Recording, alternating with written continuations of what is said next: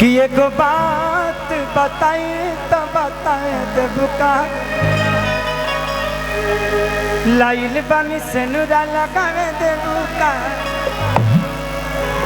कि नई खे देखी जा में हीरा मोती झर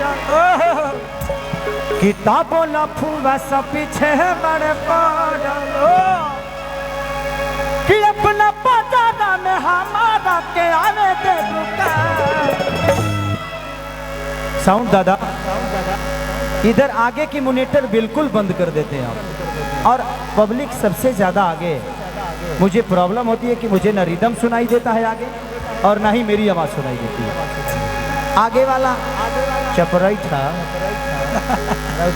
हेलो, आपका चपराइठा घर है? चलिए हमारे ससुराल से भी लोग यहाँ हैं कि जाके हमारा सास से कही है कि ये बहिना अरे तोर दामाद लड़कियन के गजब धरा तल रे कौनो बात ना का करबो। हमार सासो जाने तरी की जाए दी बेटा करो हमार 3 गो साल अब बेटा छुछुनर ना भेले से दामाद छुछुनर हो गए तो का करी है वो झेले ली बेचारी, लेकिन अपना बेटा से भी ज़्यादा माने ली हमके। हम का के बहुत मानी ले दुनिया में। पहले हमने के एक माई के बेटा हो ले जा, जब लेकिन शादी होला तो डबल माई के बेटा हो जाए सर, डबल प्यार के अधिकारी हो जाली सर, तो सबके प्यार करे के चाहिए कि नहीं खे देखी जा में हीरा मोती झरल आ तब लफुआ सब पीछे बड़े पड़ल तो अपना पता में हमारा के आवे देबू का। तो ये को बात बताई तो बताए देबू का, एक बात बताई तो बताए देबू का अलाइल बानी से नुरा लगाए देबू का।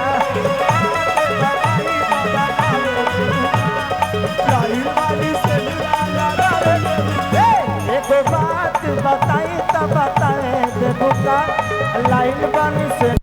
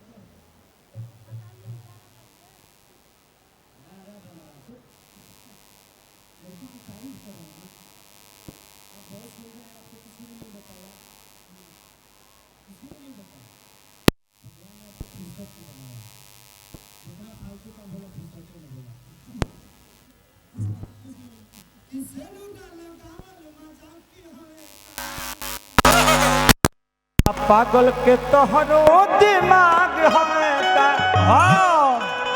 तो से नुरा लगावल मजाक हमें का।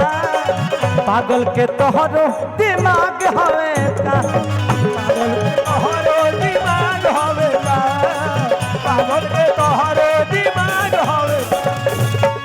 लइका कहता दिल जहाँ लागे दिमाग ना लागे, पूछ लेनिए से कि खराब ना लगे, पूछ लेनिए से कि खराब ना लगे,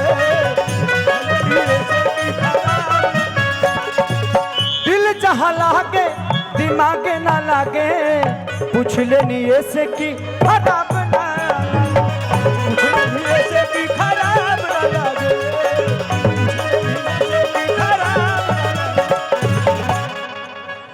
कि अपना दिलवा में चादर बिछावे देबू का। तो ये गो बात बताई तो बताए देबू का अलाइल बानी से नुरा लगाए देबू का। बात बताई तो बताए देबू का अलाइल बानी से नुरा लगाए देबू का।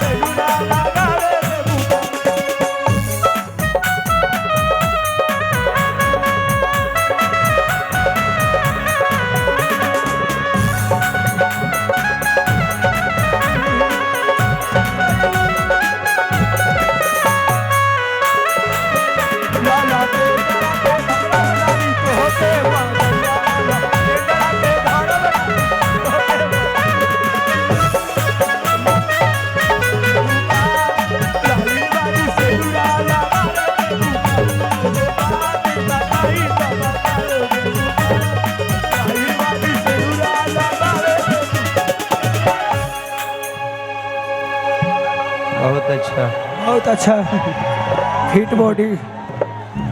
लेकिन ये कहती है कहाँ कहती है कि चढ़ली जवानी तहार ना होई ना होई